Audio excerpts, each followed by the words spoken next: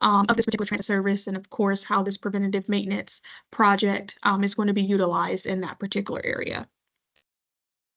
Now, let's say that, during your application, you state that the segments of population is going to be seniors and individuals with disabilities. For example, a common question that you will see is asking about your preventative maintenance project and how this project will remove the goals of removing barriers of transportation for persons with disabilities and seniors. We're also going to ask about scalability as well, and if this project can be accomplished or is it going to be effective with less funds received for this particular project. So scalability, as you know, is a common theme throughout the different project applications as well. We'll ask if any other projects in this application will be impacted if the preventative maintenance project isn't funded. So please ensure that, you're stating which other projects will be impacted. And then, of course, again, as I mentioned, the preventative maintenance project attachments, such as the preventative maintenance budget narrative, as well as that preventative maintenance policy. If you do select that you are serving seniors and persons with disabilities only, that is your segment population. This particular portion is for 5310 agencies. As you know, FTA does require that any agency that is seeking 5310 funds must be included and involved in that coordinated planning process. And so we will ask about your coordinated planning efforts, especially as it relates to this project or any other projects within the application. So we're going to ask about, if this project is listed in the coordinated plan, if you're that lead agency of that plan, and if you've submitted any of your agency's information, if you're not that lead agency. We'll also ask about how you actively participate in that coordinated planning process. So the number of meetings that you've attended, if you've led any coordination efforts at the regional or county level. We'll also ask about the specific goals and strategies from your local or regional plan that your project seeks to address. So as you know, within your plan, there are goals and strategies that are stated in that planning document. And we really want to see how your particular project seeks to address some of those unmet transportation needs. And then we'll also ask about specifics of how your project will address those goals and strategies. Then again, we'll ask about the preventative maintenance project attachments, and then there are ODOT templates for those attachments that are available. And then that pretty much sums up the preventative maintenance section, but I'll go ahead and stop sharing my screen to see if we have any questions.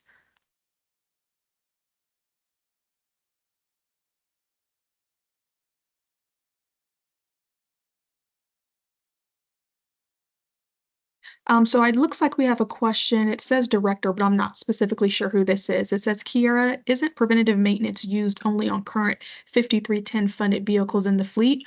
So this used to be the case. We did have a conversation with ODOT leadership, and 5310 and preventative maintenance has changed, in which 5310 agencies are now allowed to use their preventative maintenance funds to provide maintenance on all of their vehicles in their fleet, so long as those vehicles are being used for 5310 related transportation services. So, of course, providing transportation to seniors and persons with disabilities. Then there's a question from Dean. Dean, I might need a little bit more specifics about your question, but it looks like you're asking for the maintenance policy. Are you talking about the TAM plan? So TAM, from my understanding, is a little bit different than your preventative maintenance policy, but I think that we do have Tim Masego on the call that might be able to clarify that for us. And then Serena had asked about compliance. So, what are the compliance expectations for preventative maintenance projects? Tim, feel free to jump in here if I miss anything, but more specifically within that preventative maintenance project or for your vehicles that you are getting maintenance on, we want to ensure that those vehicles are being utilized for the program purpose, ensuring that those vehicles are getting their oil changes and their maintenance repairs as well.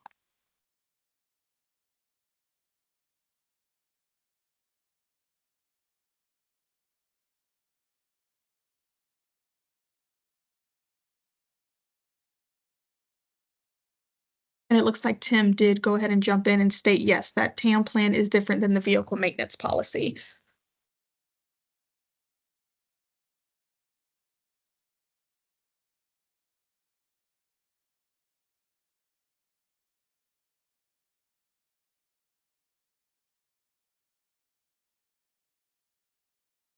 Just waiting to see if there are any additional questions as it relates to preventative maintenance. I know preventative maintenance is pretty much straightforward, so we might not have a lot of questions. But I'll just hang tight just to see if, within the next 2 minutes we might have a question here or so. Kara, do you want me to weigh in real quick? Yes, you can go ahead, Tim. Yeah, I was just trying to put in the thing, but I know a lot of people aren't going to read that. So just to be clear, the TAM plan is much different than the actual vehicle maintenance plan, which was what we're asking for a vehicle. We do have those templates available on our website, and we also have them within Smartsheet if you're a registered user within that system. And you can also email me at any point in time. I'm happy to send you one of our templates that would help you create that if you're someone who does not have one. We try to provide that, so I think it would be fairly easy to do, but you have some responsibility with maintaining that federal asset if you are awarded one. So feel free to reach out if needed. Thanks, Kara. Thanks, Tim.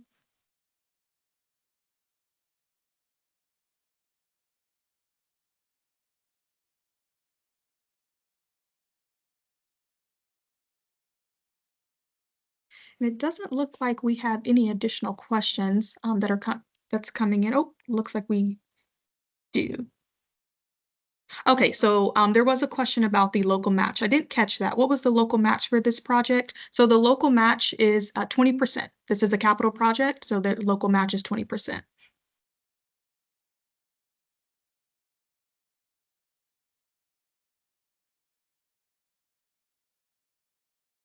And Serena had asked, are there any financial policy considerations for preventative maintenance? Serena, could you clarify your question? I'm not sure what you mean financial policy considerations. I don't know if you're asking if there is a max for the preventative maintenance request.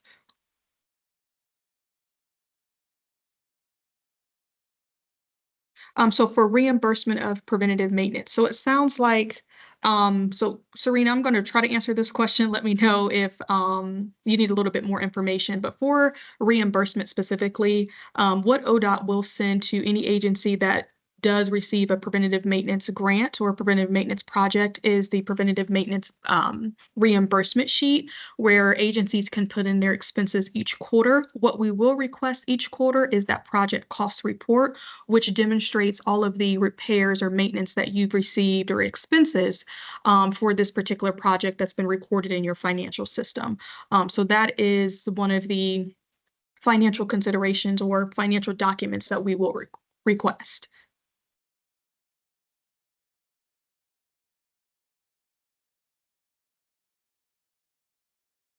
So Josh had asked, with preventative maintenance open to all vehicles used for 5310 purposes, does that include vehicles purchased with private funds or just fleet vehicles disposition but still in service? So this would include all of the vehicles in your fleet. If those vehicles are whether they're funded with 5310 funds or not, if they're being used for 5310 related services, you can charge those to the grant.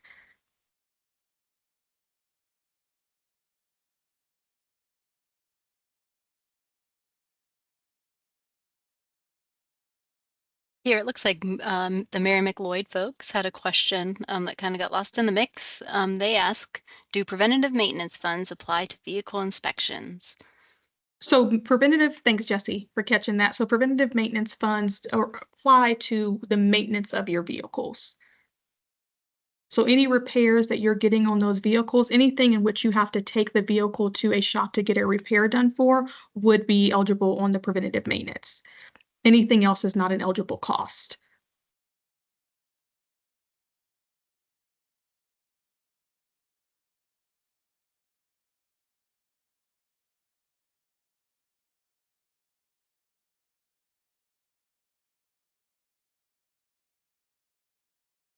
Looks like I just got another question. Can we charge preventative maintenance funds to vehicles serving outside the ODOT service area, Cuyahoga County? No, so this should be for service areas or vehicles that are serving service areas that are eligible service areas for 5310. So Cuyahoga County, I'm sure Leslie, the agency has some vehicles that are serving that county, but that's not an eligible service area under ODOT.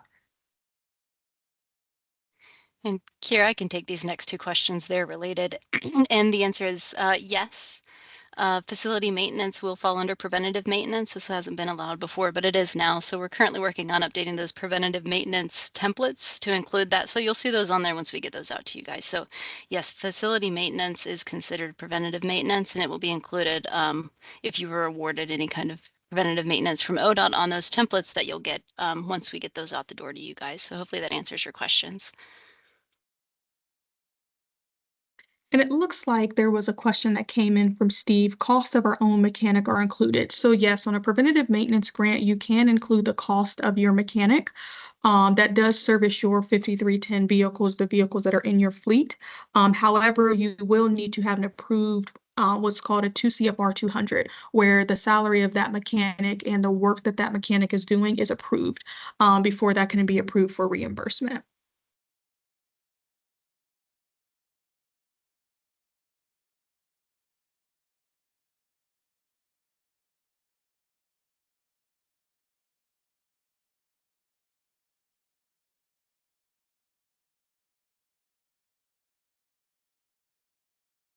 Just hanging tight there, only because I know usually before I end, there's a question or two that comes in. Angie, oh, looks like we have another question. Angie said, do we have to have specific mechanics?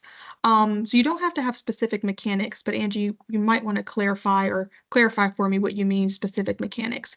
Those mechanics do have to work on your vehicles, if that clarifies for you.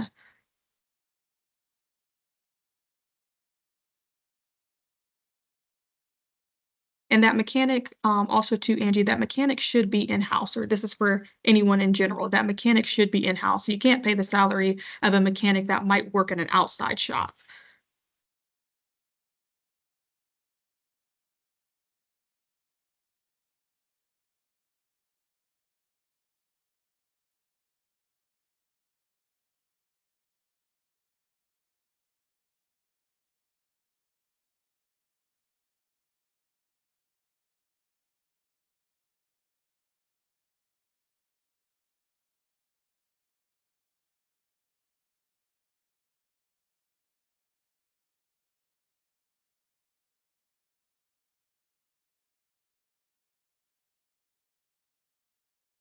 Alrighty, so that looks like all of the questions that we have today for preventative maintenance. So I know the next session that's going to be coming up with Jesse is rolling stock, and I do believe that starts at 1 p.m. So that'll be about our replacement and expansion vehicles.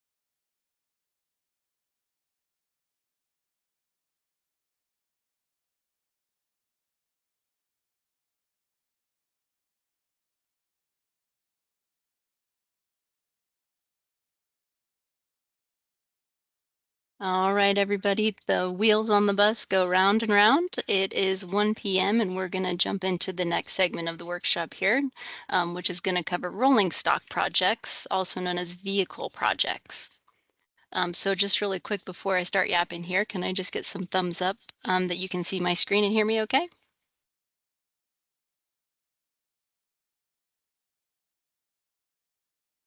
Awesome, good to go on all fronts. Okay, so we're going to jump into this and get started. Okay, so rolling stock is a term used by FTA for vehicles or vehicle projects. Eligible applicants, all applicants deemed eligible via the letter of intent process are eligible to apply for rolling stock projects. Examples of projects are vehicles. There's multiple different kinds of buses and things like that. Requirements for these are capital projects, so there's going to be an 80-20 match requirement.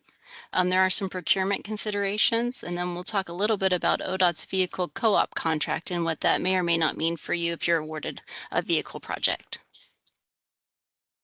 So there's two different types of rolling stock applications. The first one is for replacement vehicles. This is intended for vehicles that are meant to replace current fleet vehicles that have met their useful life limits as of November 1st, 2024. And then there's a separate application for expansion vehicles. So this is intended for vehicles that are not meant to replace current vehicles, but that will be utilized as an expansion of the fleet. So these are going to be separate applications, so they won't be one and the same. So we'll start with replacement vehicles and what you can expect as part of that application process.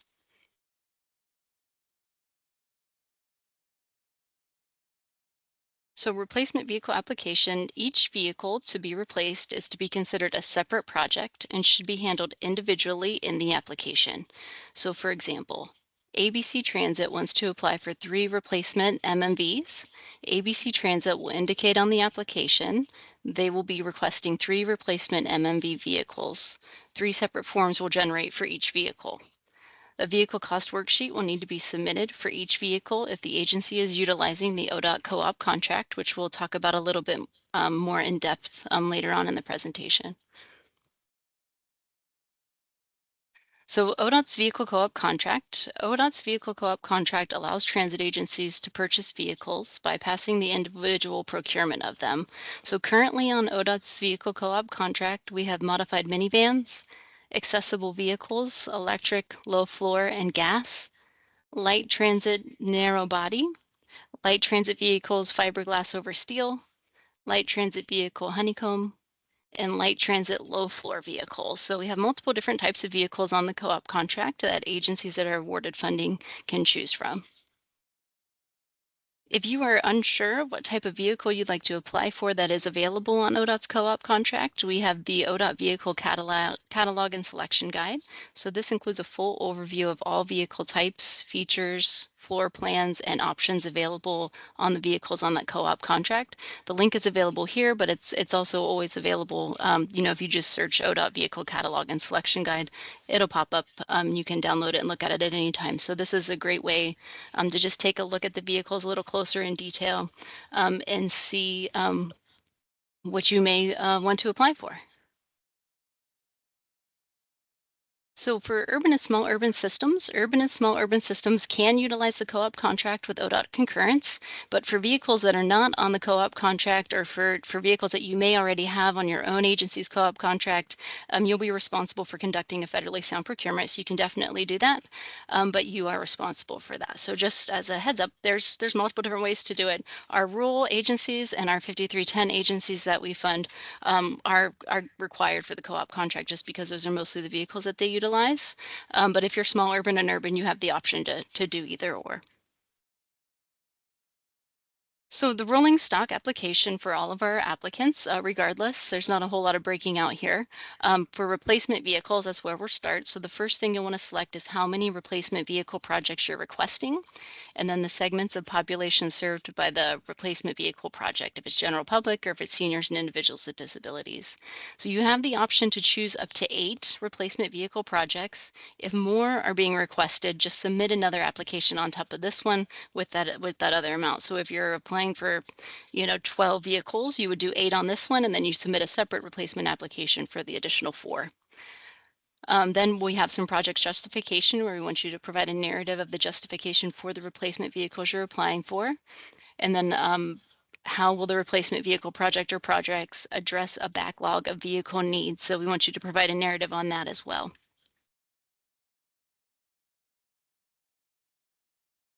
So there's a couple other things here. So we have another narrative section. How will the replacement vehicle project ensure that public transit systems delivering service in rural Ohio have vehicles, equipment, and facilities of sufficient quality and quantity to provide safe, efficient transportation to Ohioans? We've seen this one in multiple different project applications. It's a big goal of ours. So the rural public transportation systems will see this in quite a few. Then you're going to provide your local match if it comes from multiple different sources, or if just one, you can pick, I believe, up to 3. Just make sure that once again, that it matches your local match certification form that you submit in that first form that we talked about this morning, the applicant organization information form. So once you get all that information in, then it's going to open up your replacement vehicle project. And this is where you're going to select the type of replacement vehicle that you're requesting, and then the types of service that currently provided by the vehicle to be replaced. So what is the current vehicle that you're going to replace it with? What kind of service is that providing? Deviated fixed route, or demand response? The estimated days, trips, and mileage are questions that we're going to ask about what you estimate this replacement vehicle is going to be doing. So once you click on what type of replacement vehicle you need, it's going to pop up the information for the vehicle being replaced. So for replacement vehicles that are not disposition eligible on or before November 1st, 2024 will not be considered in the program cycle.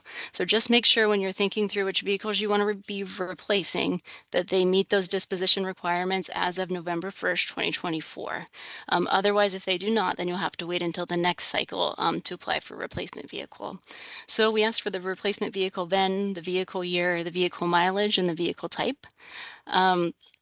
We ask if having the vehicle replaced will reduce your maintenance costs. And we ask for the replaced vehicle original funding source. And then we ask again, if you're purchasing off the ODOT vehicle term contract, again, if you're an urban or small urban, then we just ask you to provide any kind of procurement plans that you have if you're not purchasing off the co-op contract, which is completely fine. Then we go into scalability and your actual funding request for the vehicles that you're requesting. And then it'll shoot you down to the attachments. And on the attachments, this is where you're going to upload your vehicle cost worksheets.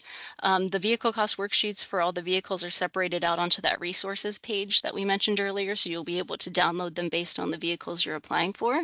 And then you'll be able to fill those out and upload those right here. So they do not need to be signed by the vendor, only by the agency submitting the vehicle cost worksheet. If awarded, then we'll go through the vehicle cost worksheet process once again, and at that time the vendor will be signing it. But for this purpose of the application, we only need you to sign it when you submit it.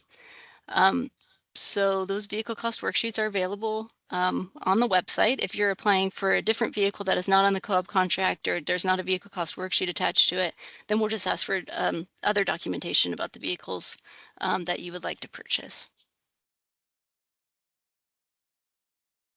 Okay, so this one looks like a double slide. So we're gonna go to expansion vehicle, but before we do that, I see some questions in the chat box. So let me see. We'll address some of these while we're at it.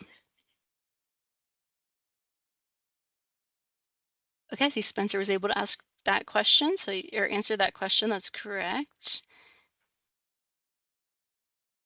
Okay, Patty, if you have never, oh, I see Spencer answered that one. Thank you, Spencer. You're on top of it.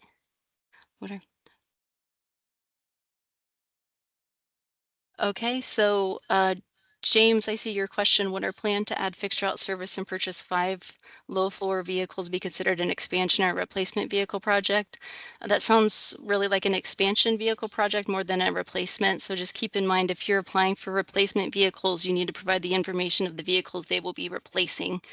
So if they're not replacing any vehicles, then it would be expansion is the route that I would take. But if you want to send us an email, if that didn't answer your question, with some more specifics, then we can definitely steer you in the right direction. Luke, where can I find disposition eligible guidelines? This is going to vary depending on what type of agency you are. If you are a rural transit agency or a specialized rural transit agency, you're going to go by ODOT's disposition eligible guidelines. Those are available online, and I can send them out to everybody. If you're a small urban or an urban system, you're going to follow FTA's disposition eligibility guidelines. These can vary. There's different authorities that the state of Ohio has to administer disposition eligible years and miles and things like that. So it just depends. But if you want to reach out to me, we can provide you with either or one of those things. We're happy to do that. Katie, does the disposition request have to be submitted before applying for the replacement? Not necessarily, doesn't need to be submitted, but it just needs to meet those eligibility guidelines for disposition prior to November 1st. So it doesn't need to be submitted, but it needs to demonstrate that it met those guidelines by November 1st.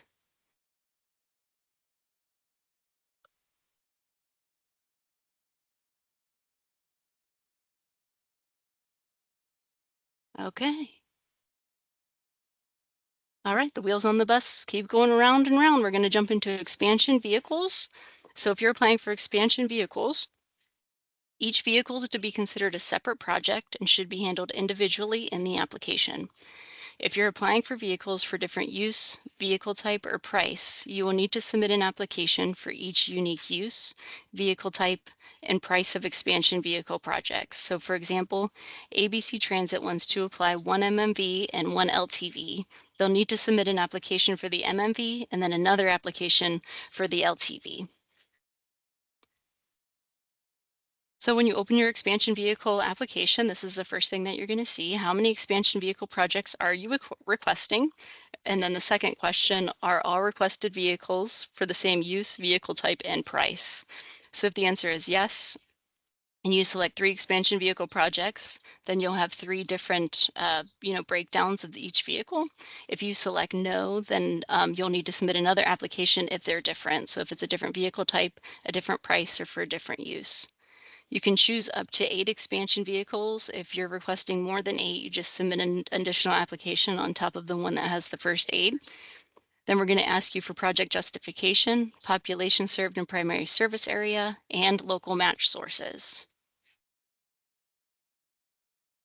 So then you'll jump into what type of expansion vehicle type you're going to be requesting, and it will then automatically generate a fuel type for expansion vehicles. And here it will tell you if the fuel type is on the state contract or if it must be procured independently. And this is just so you are aware of ones that may or may not be on the state term contract and ones that you may have to procure on your own. So depending what you click and what type of vehicle you're applying for, it will look different. Then we'll look at the evaluation process. So if there has been any studies or surveys done to justify the need for expansion vehicles, and then we'll ask for estimated days, trips, and miles, funding request totals, and then again, that scalability question. If you're applying for 5 expansion vehicles, but technically you could expand service with 3 or 4, then that'll be that scalability option. And for the attachments for the expansion vehicles, this will look very similar to the replacement vehicle. So again, those vehicle cost worksheets, which we have the templates for on that resources page, or if you're applying for one that's not on our co-op contract, this is just where you can submit your documentation for the vehicles and the vehicle cost. Letters of support for expansion. This is different from the replacement ones. This is letters of support for expansion of services. This would be really helpful to help you score higher on an expansion vehicle application by providing letters of support. As you can see, it doesn't have an asterisk, so it's not a requirement, but it is a recommendation. And then we do ask for expansion vehicle project justification supporting documents. So again, if there's any studies on expanding services, transit development plans, feasibility studies, those would all be those types of things that you would want to upload here under project justification supporting documents for expansion vehicles. So I will jump back over to the chat box here. So, all right, if we are applying for 2, oh, Spencer's on it. Nice.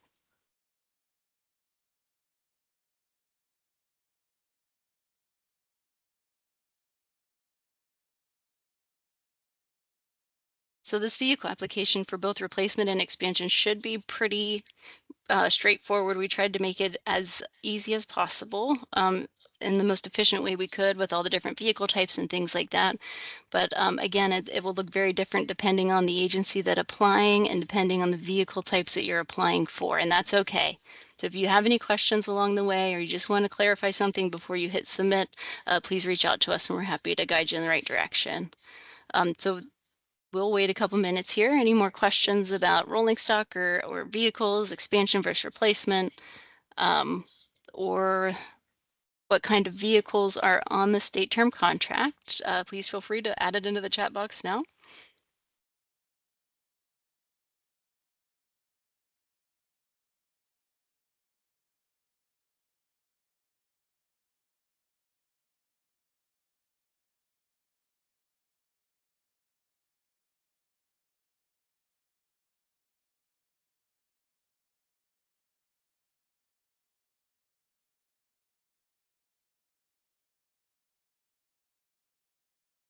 Okay, well, with that, we're going to go to our next break here.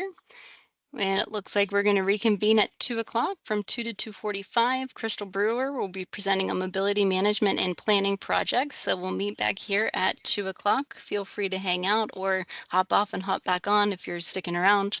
But we will be here at 2. If you think of any questions along the way, just put them in the chat box and we'll be here and be able to answer them. Will the presentation and all the Q&A be compiled with a recording link? Yes, it will. So we will have a Q&A form with all the questions that we received and answers to them that we will send out. And then we'll also send out the recording link and put all those things on the website as well. So you'll have full access to them the entire application period.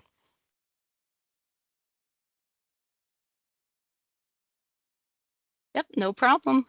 We'll see everybody here at 2 o'clock for mobility management and planning projects. Thank you all.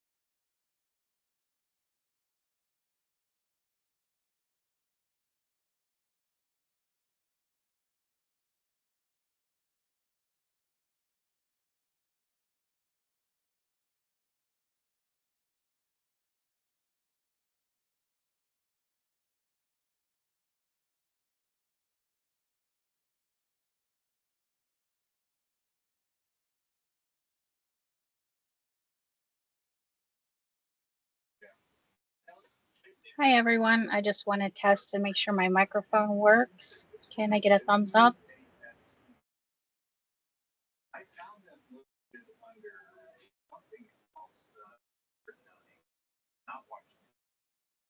Thank you. And I'll sit back for a couple more minutes so anybody else who needs to will be able to join.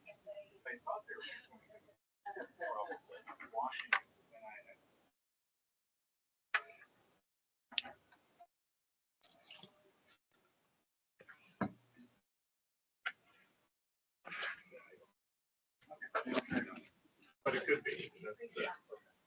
And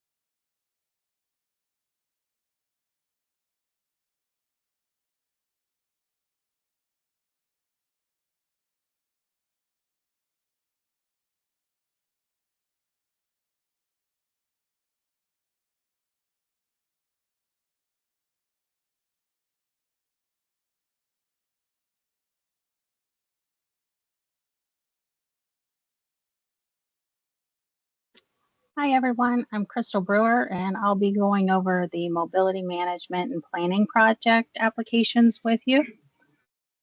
First is mobility management. There are 3 projects that'll be applicable. So our existing mobility management programs, the new mobility management programs, and existing call centers. We're not going to be opening the application up to new call centers at this time. Next is eligibility for mobility management programs. Requests will be, is anybody seeing anything on my screen, on the screen?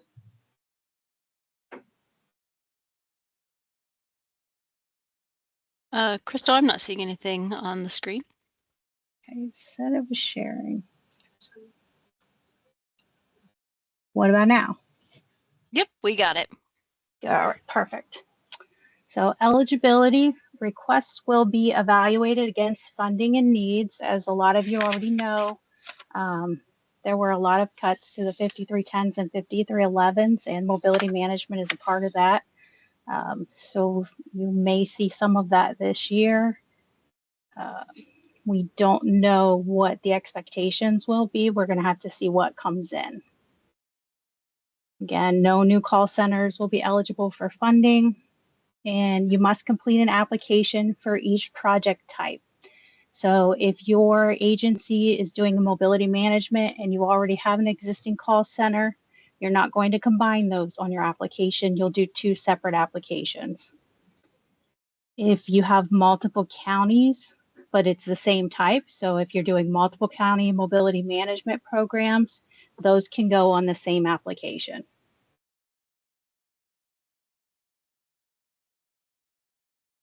All right, so first requirement is a local match of 20%. You're going to need to submit a budget narrative. Make sure that everything in that is clear. And we'll also need a table of organization, and any new mobility management projects will need letters of support.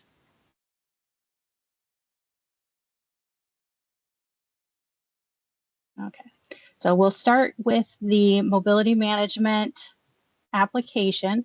This is what it's going to look like. The first major question it's going to ask is what kind of funding, which we already talked about. Is it an existing mobility management project, new mobility management, or an existing call center? So, and there are some call centers that are called resource centers or anything of that. If it's new, it's not going to be eligible. Okay. And then you'll list your service areas. So list out the counties. If you only have one, that's all you'll put in there. If you have multiple, make sure you list them all. And then I would like a brief project description and a brief description of your community need. When I say brief, I mean sentences and not paragraphs. And just be concise and to the point. Just so that way it's easily determined what the project is and what the need is. And again, you're going to put your 20% match in there. So it'll have your total project cost and then what you're requesting. So your project total cost will include your total, your 20% local match. And then what you're requesting from us will be the 80% more or less. And if you are filling out an application for mobility management, the next page you'll see is about mobility staff. So we're going to ask how many mobility managers are you requesting as part of this project? Mobility manager is the person that we would consider leading the program that is dedicated to the project. The next question you'll see is, are there, how many mobility specialists are you requesting as part of that project? So that's going to be your other dedicated mobility staff. If you have a fiscal person that does a little bit of work on mobility management, they are not dedicated mobility staff. So you don't want to include them here, just your dedicated mobility staff. And then the next questions are going to be about coordination activities. So are you the lead agency on the coordinated plan? And then I would like you to tell me a little bit about your TAC meetings. Just like, so over the past year, how many did you have? Where did you have them at? And just a little bit about them. It doesn't need to be paragraphs. Sentences are good. Next up is if you have a call center, your screen is going to look like this. It's going to ask how many call center staff are requested as part of the project. And again, that's going to be dedicated staff. And then it'll ask about the average daily call volume. I understand it's going to be drastically different from day to day. So we're just asking for an average so we can have some idea of the activity that's going on. And then again, you'll get a question about your coordination activities, which is, are you the lead agency on the coordinated plan?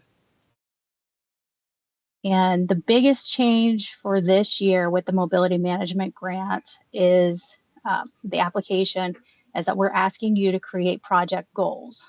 So all your goals are going to want to be measurable, something that could potentially be completed in a year. I understand some of these things you may not know, but hopefully it's something that you feel like you could confidently do in a year. If you don't meet all of your project goals, that's not a bad thing. We want something that you're working towards. Must align with the mobility management program goals, which I listed in the application for you. So the first thing you'll do is pick how many project goals you're going to have for your project. And then for each of those project goals, you're going to have actionable items or milestones. And this is where I want you to be specific about what they are. So if your goal is to work with the local transit on developing a new workforce route in the evenings, and what would you do to go about that? You would have to meet with the transit. You would have to work, maybe show them data on what was needed and those sort of things. Your project goals, you'll want to go back to your unmet needs to find out what these should be. And like I said, very specific. So if you have some sidewalk areas that need to be fixed so that way people can get to local transit, that would be a goal that you could work towards. Just anything that fits within these mobility management project goals, and not the broad goals, like not notify everybody about transit, which that's something that is constantly changing. So it's hard to actually fulfill those goals. I want you guys to see that you're able to accomplish these within the year. And then the last part of the project goals are that you're going to list any partnering agencies. So, and this is, you may or may not know exactly who everybody would be right now, but this would be your best guess. And another part with these project goals is that you are going to want to make sure what you put in here is what you're going to work towards for your 2026 grant year. If something happens and you get an opportunity to work on one of these in the meantime, I don't want you to pass it up. You know what I mean? We can always adjust these if we have to, but we want to have really specific goals you're working towards.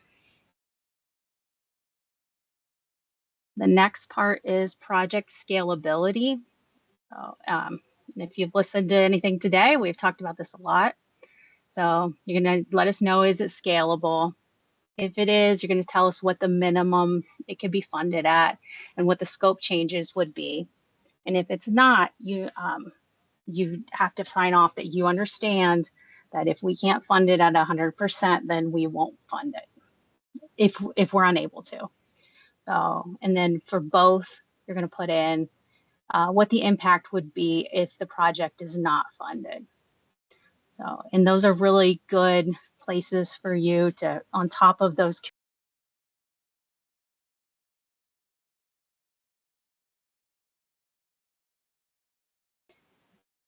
Next, we have technical capacity. And the first thing it's going to ask is if the project is listed in the coordinated plan. If so, you're going to have to let us know where at. And then you're going to identify your local match sources.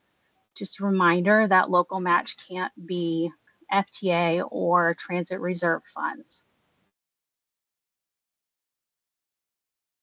And then lastly, you're going to include your budget narrative, which is in our resources page. It's very similar in setup to the way the invoices are right now. If you have one of those, where we've changed, sorted the mobility management from the other salaries. And you'll also have to include your table of organization. And if you're a new agency or a new mobility management program, you're going to need letters of support.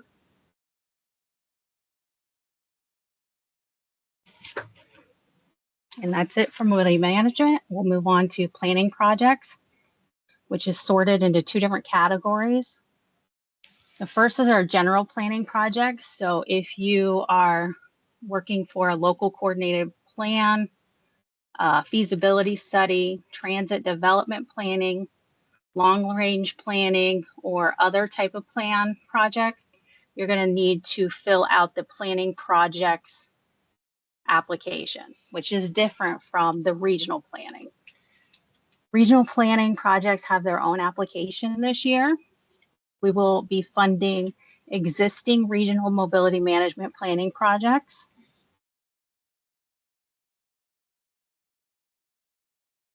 And again, requests will be evaluated against funding and needs, and we won't be considering regional planning projects at this time. As many of you know, this has been a pilot program, so we are trying to work this out of the whole pilot phase into the next phase. So that's why we're no longer accepting new applications. All right, for the regional planning projects, we need a budget narrative, table of organization, local or the letters of support and local match are optional. If you are adjusting your counties in any way, I would highly encourage letters of support. And again, local match is also highly encouraged. Now, when we get into the application, you're going to be asked what your service area is. So you can list that out by counties, or if it's just a specific ODOT region, you're welcome to put it in there that way. Then again, a brief project description and justification, and then a brief explanation of your integration and coordination for this project. We have a project total cost and the requested federal or state funding. If you have any local match, that'll be included in the total cost. What you're asking for specifically from ODOT will be in the requested funding. All right, next is mobility staff. So for regional mobility planning, we've kind of identified the main person as the regional mobility coordinator. And you're going to tell us how many you have of those, and then any other dedicated mobility staff for the project.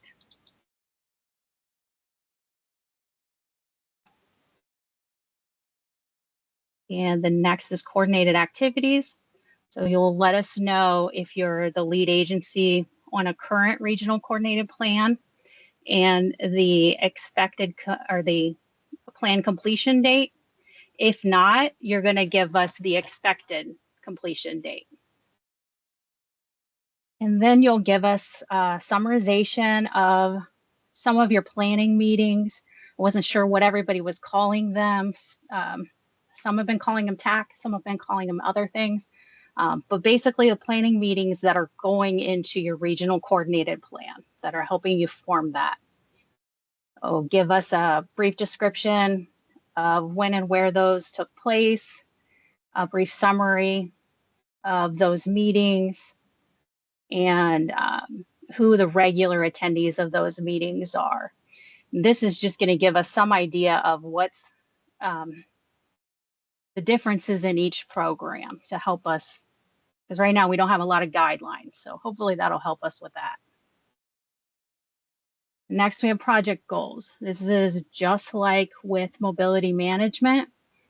Your project goals are going to be measurable, potential of completion within the year. And then for each project goal, you're going to include actionable items or milestones, and you want them to be specific.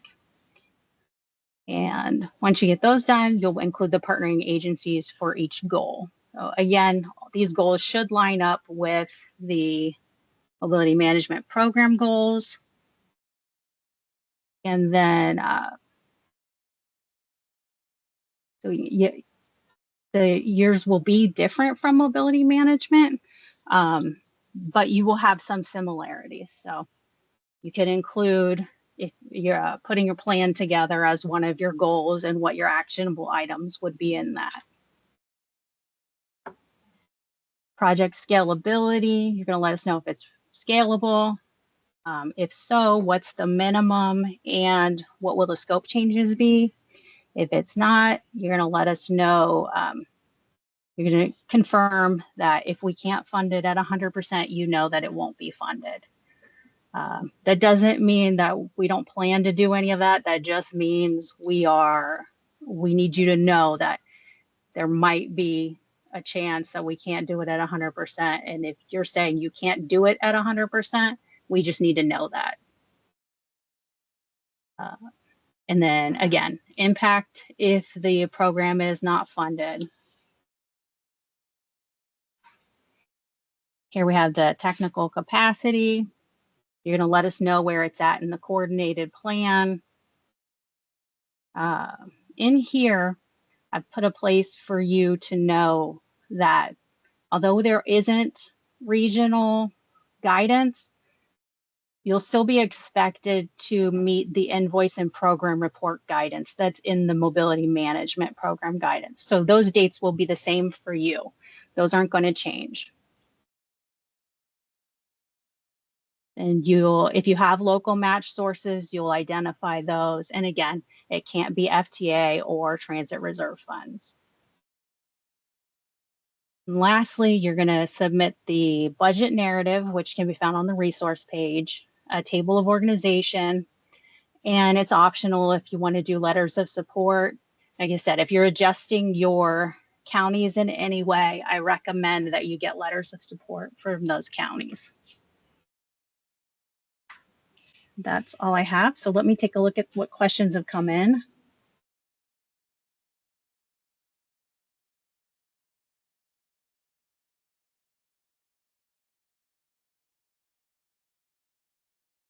And I think Jesse's got most of them, looks like.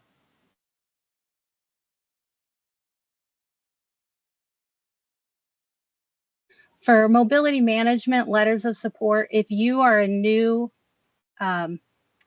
mobility management program, I would recommend however many counties, you have at least one letter of support from that county. So if you have 3 counties, we need 3 letters of support. If you only have the one, then one is sufficient.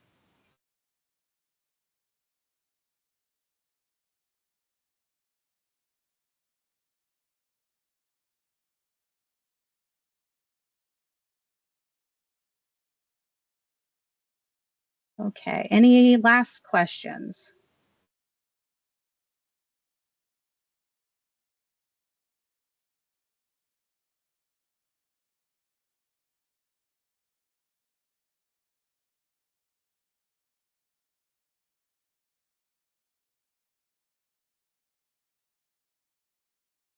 All right, then it looks like we will be waiting for the 245 alternative fueling, bus shelter, and facility rehabilitation projects.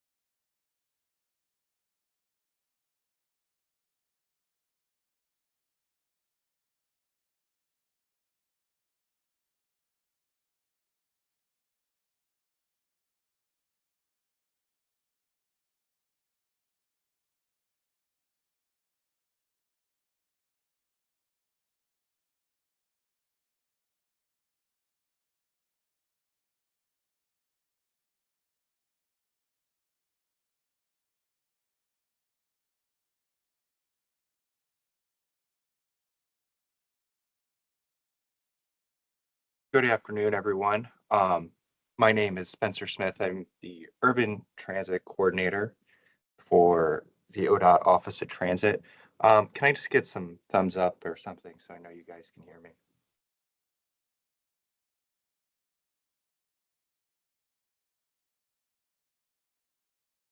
Awesome. We'll get started here in just a minute.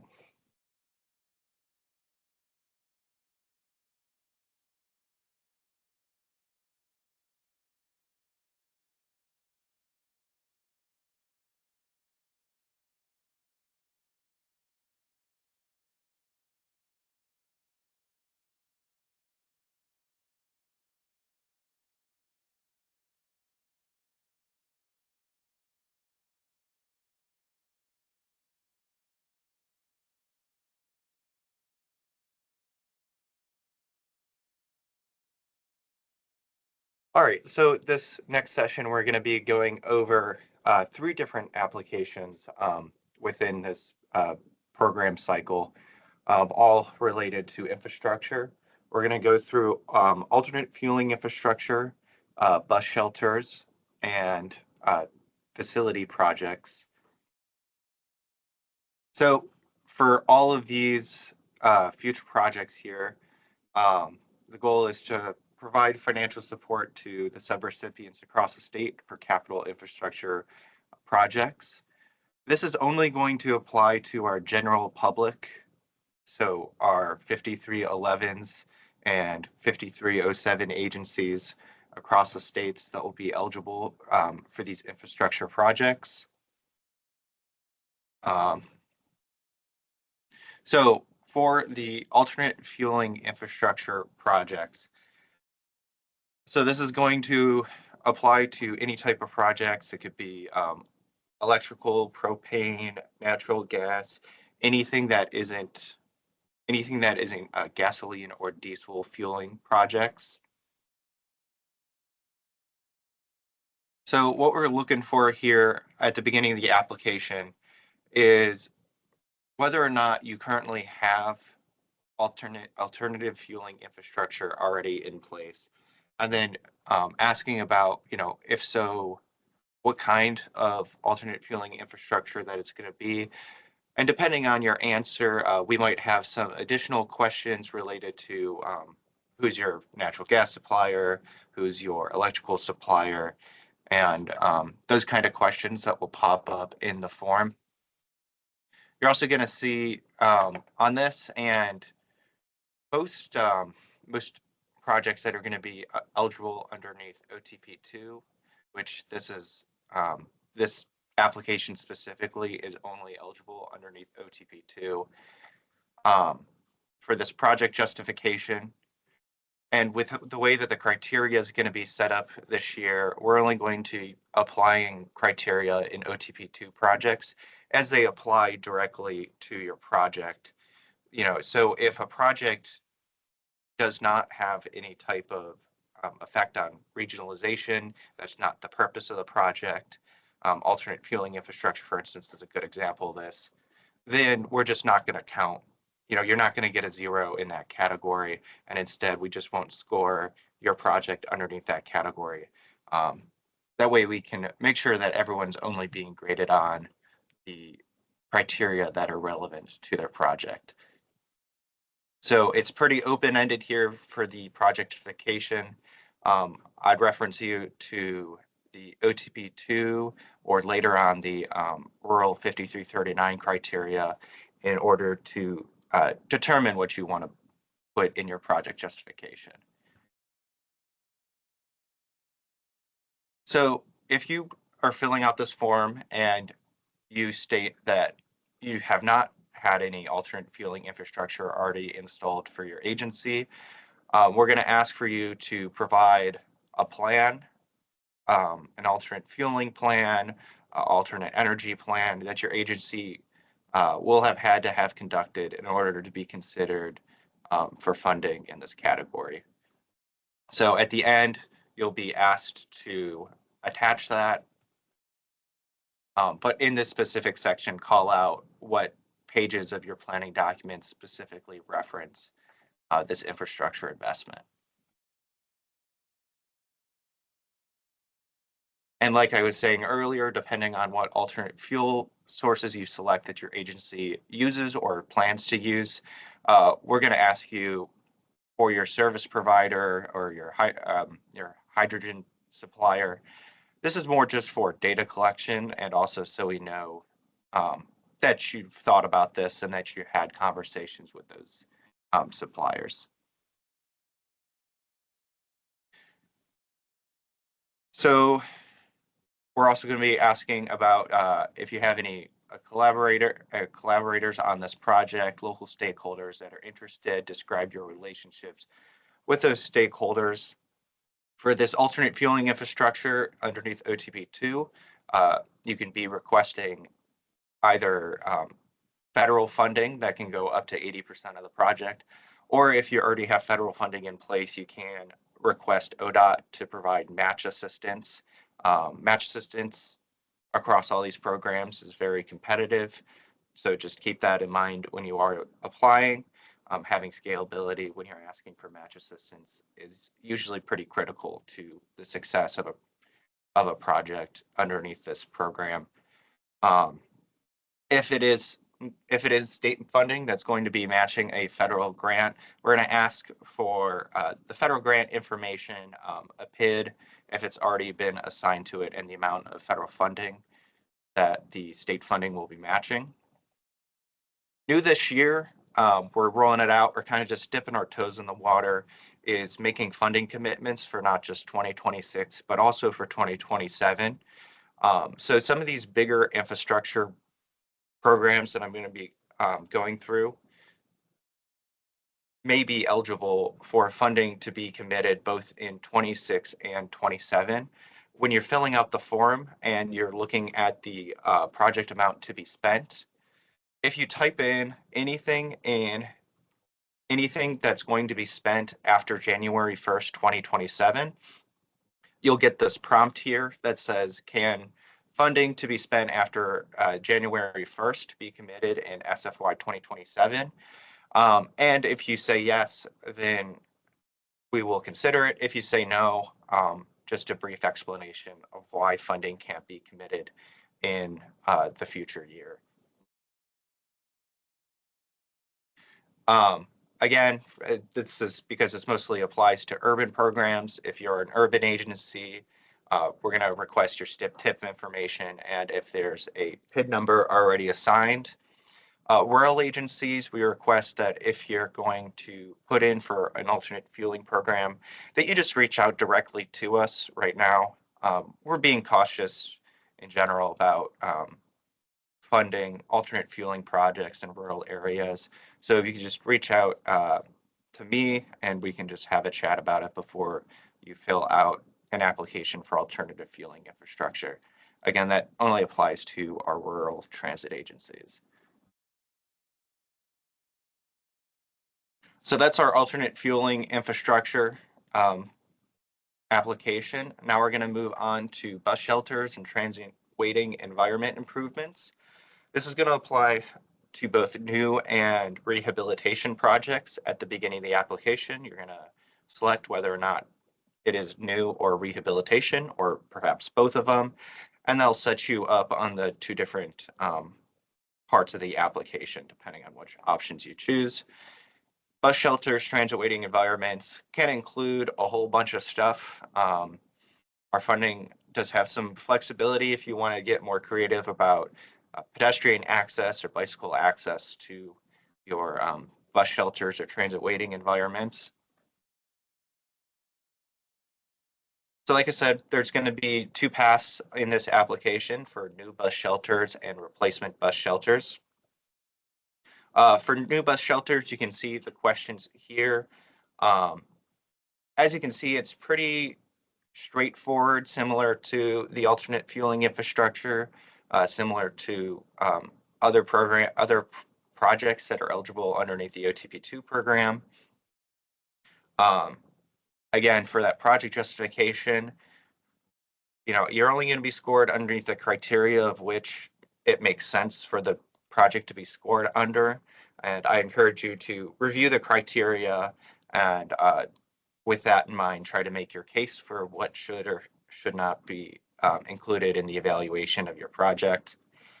For bus shelter specifically, where you want the location, the exact location, and an image of the location to be served, a brief description of the proposed design, and then really one thing that we're trying to focus on is in these capital funding requests, both replacement, new programs, that you demonstrate that your agency has some type of planning in place to identify either when things need to be rehabilitated or that, you know, the construction of this bus shelter or facility for any of the other projects is documented and will have some type of tangible outcome.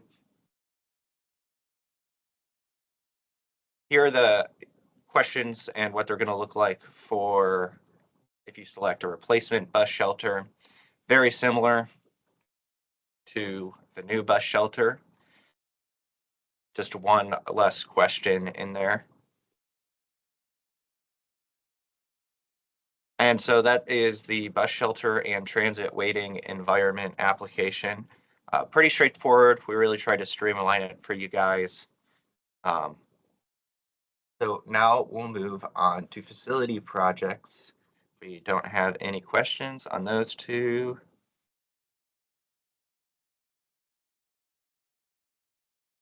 Looks like we don't. All right, so now we're going to run through facility projects. This can cover construction, renovation, rehabilitation, engineer design, or land acquisition. So really at any phase of your facility projects, can submit projects for consideration this year. Now for our new facility projects, if you are a rural 5311 program and you're considering a new facility construction or purchase, we're going to ask, just like the alternate fueling infrastructure, that you please reach out to myself, reach out to Crystal, and so we can talk to you about the process for a new facility construction project. Urban agencies are good to fill out this application as they need to. We're going to ask for your project name, whether you're purchasing or constructing the new facility, description, and then that project justification, and describing the effects of this facility construction based on the OTP2 program criteria.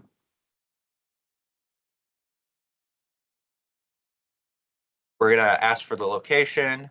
We're going to ask for the relationship of the new building to other buildings around it, and then what planning has been conducted up until that point, up until the point of this application.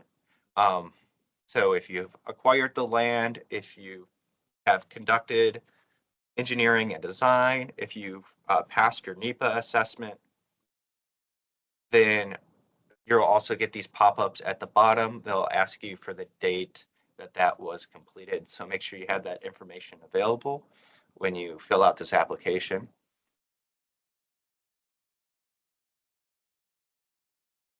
So for this project, you can be requesting state funds for matching federal grants. Again, if you're matching a federal grant, be sure to have that PID ready and your federal grant information.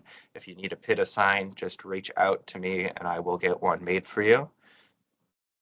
We'll also be looking at your sources of local match. So you can have up to 3 is how we have the form set up, where you'll list both the amount of local match and the source of that local match. And then for these new facility construction projects, they will also be eligible for funding commitments in SFY 2027. So if you can have funding committed in 2027 rather than in the 2026 fiscal year, then that is possible. And that way we can be a little bit more flexible with the projects that we fund and when we fund them. So for facility renovation projects, these are going to be eligible both under the Rural 5339 and OTP2.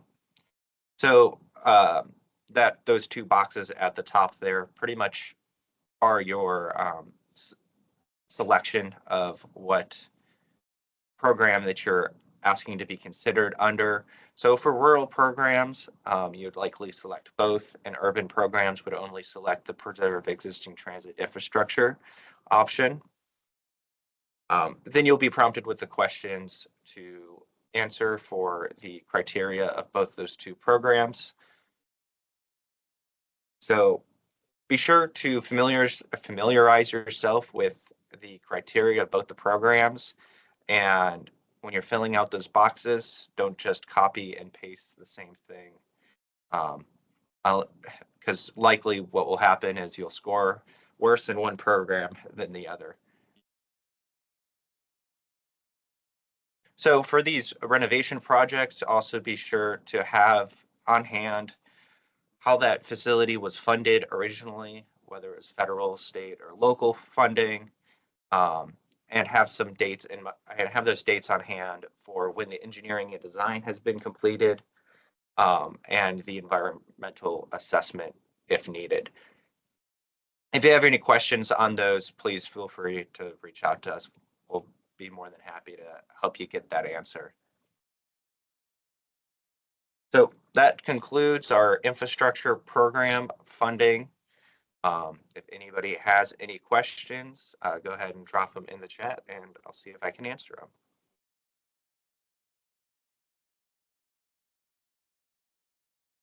them. Ben, your question, can an existing transit agency with some existing bus shelters apply for this funding if they want to add shelters to their existing routes?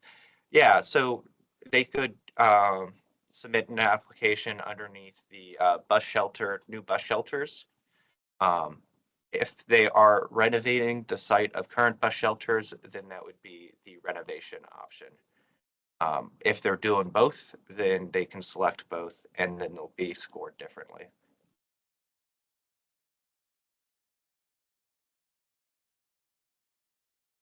All right, well, I'll be here to answer any questions, and then in a little bit, we'll get started on the fixed guideway and rail car replacement.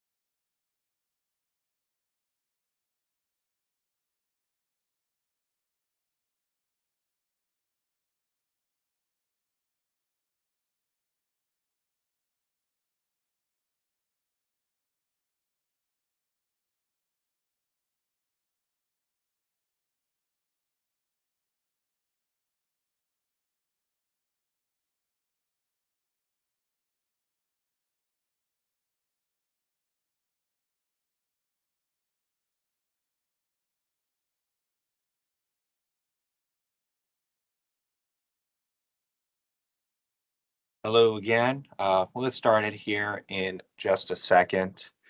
As we wind down here, we only got 2 more presentations left. We're just going to run them back to back. Right after this, Jesse will kick off with Intercity Bus, and then that'll conclude all our presentations for the day.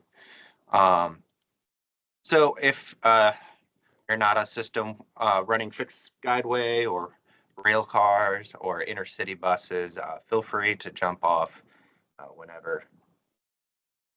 You only need to be here for projects if they apply to you.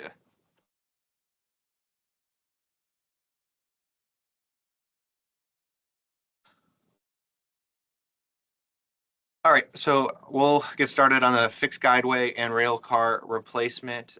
This one is pretty straightforward. Our eligibility for this is only going to apply to our urban systems that operate fixed guideway and rail car. So fixed guideway, that's rail, a trolley, BRT, those kind of facilities. And then we'll get to the rail car replacement program after fixed guideway here. For these, you want to have your planning documents, any design, engineering, or those type of project reports ready when you start to fill out these applications. So our fixed guideway projects, this can be rehabilitation of any fixed guideway, modernization of fixed guideway or fixed guideway infrastructure, and other improvements that are directly related to the operation or maintenance of any of our fixed guideway systems in the state. So for fixed guideway modernization projects, I have a project name in hand, description of the project, then similar to other OTP2 programs, I encourage you to reference the program criteria and then write out your project justification in the box provided. Things to have on hand: expected start and completion dates, expected contract award dates, and RFP or IFP dates as well. For this fixed guideway modernization projects, we can provide federal funding through OTP2's flex funding, or if you need state funding for match, just be prepared to describe the federal grant that the program would be matching. And also for these projects, these types of projects, we will open up the door for multi-year commitments. So based on how you lay out that the funding is going to be spent, the application may prompt you whether or not we can have funding committed to your project in the next state fiscal year. So if you do know you have some big project that you're considering doing, be sure to use that so you can show us how much funding you would prefer to have committed in 26 and also state fiscal year 2027. Include scalability, especially if it's matching. Please provide scalability, as the state matching funds are very competitive for these programs. Also, if you say that it is matching a federal grant, be sure to have that PID number handy. That way we can tie it up to that federal funding directly in the STIP and the TIP. Railcar replacement programs. This really only applies to 2 agencies in the state right now. We're going to have you say how many rail cars that you are requesting, explain the backlog and how the project relates to the OTP2 program criteria. Be prepared to state how much funding per rail car and distribution over the next 2 state fiscal years. I know that with how expensive these rail car replacement programs are, that we'd likely want to spread it out over the 2 state fiscal years and get commitments in place. Again, RFP, IFB date, contract award date, start and end dates of the rail car replacement program. This will only be flex fund eligible, no state matching funds for our rail car replacement program. And be prepared to have the federal funding sources, local match amounts, and total project cost for the rail car replacement program. Is there any questions on the fixed guideway or rail car replacement?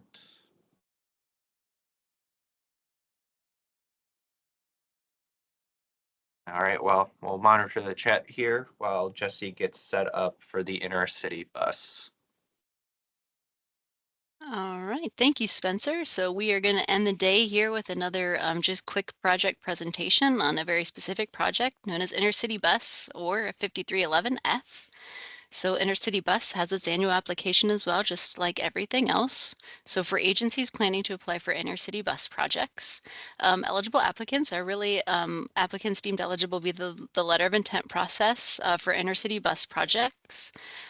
Examples of projects are operating of intercity bus projects, administration, ticketing, non-vehicle capital projects, or vehicle projects dedicated to intercity projects. And the requirements vary depending on the type of thing that you're applying for. So when you open up the application for intercity bus, the first thing it's going to ask you to do is indicate which intercity bus project types you plan on applying for. You can click more than one. So if you're planning on applying for administration and ticketing and operating, click on all of those. It will then open up narratives for project description and project justification for each one that you click. So you'll have to provide both of those things for each one that you want to apply for. And then it also asks you to please indicate if your operating project is for existing intercity service or new intercity service. So you have to make sure to indicate that as well. We'll also be asking you certain census information about population and service and things like that. So there's a lot of narratives in the intercity bus application when you get into it. And then you'll get into the funding requests, which is going to let you put in the federal assistance needed or the state assistance needed. And again, it's going to break it out per the project type that you're applying for. So these ones are for operating. You have to list your fare box revenue for operating and local funds for that as well. And then it will take all these up and put a total. And it will do the same thing for example, if you're applying for administrative intercity bus project, you'll do the federal amount you need, the state amount that you may be requesting, the local funds that you can contribute, and it will total it up. And then again, the same thing for ticketing. So it will look very similar depending on what you're applying for will be the only thing that changes. But this is where you're going to include your actual funding requests for the projects that you want to apply for. And then you need to submit your local match amounts that you have, so the description and the amount. And keep in mind this needs to match that local match certification form that you submit for all the projects at the beginning of your first application, that for your organizational application information, that first one that we looked at this morning, just make sure that it matches that certification that you submitted. And then some attachments that you may or may not need, depending on what you're applying for the intercity bus program. You may need a budget narrative. Please note that some of these are required if you're applying for these types of projects. So budget narrative, we do have one available on the resources webpage that you can use if you'd like to. If it's an existing project, we need a budget narrative. If it's a ticketing, you could use a budget narrative. That's also on that webpage. If you're doing any capital projects, you'll need to do an ICE, or a vehicle project, you need to do an ICE as well. And please keep in mind again that for the ICE, you need to have at least 2 estimates, not quotes, but estimates, so that we can have a solid range idea of what you're applying for and how you landed on that cost that you're applying for. 3 is key, so if you can get 3, that's great. But again, remember that to fill out a really great ICE, you can use past performance or past purchasing that you had made for similar purchases. You can use that. You can reach out to peer agencies to see what they had paid for similar services or items as well. Or you can do online searching. Sometimes you can find some estimates just by doing that. So those are some attachments you may or may not need to attach to your application for intercity bus. And then if there are any questions, you can go ahead and just drop them in the chat box. And if there are not, then that concludes the workshop for today. Thank you all so much for your time. We very much appreciate it. Throughout the application process, we will be available to answer any questions or help provide guidance along the way. Next steps is we will send this recorded video of the trainings out as soon as we can. It may take a few days as it's a pretty long recording. It needs to put it together on the back end and get it ready for us. And then on November 1st, you will receive an email in the morning, and then you'll see also online and some announcements that the state fiscal year 2026 application is now open, and you'll have access to go in and start those processes, start those applications, get the checklist, take a look at everything that you need, depending on what you're applying for. So you'll see that come through November 1st in the morning. If you don't see that come through by the afternoon, please feel free to reach out to us. We want to make sure that everybody gets the information they need to apply. So with that, thank you all so much, and we'll stick around for a little bit longer here in case you have any lingering questions. But otherwise, I hope you have a wonderful evening, and we'll be in touch soon. Thank you, everybody.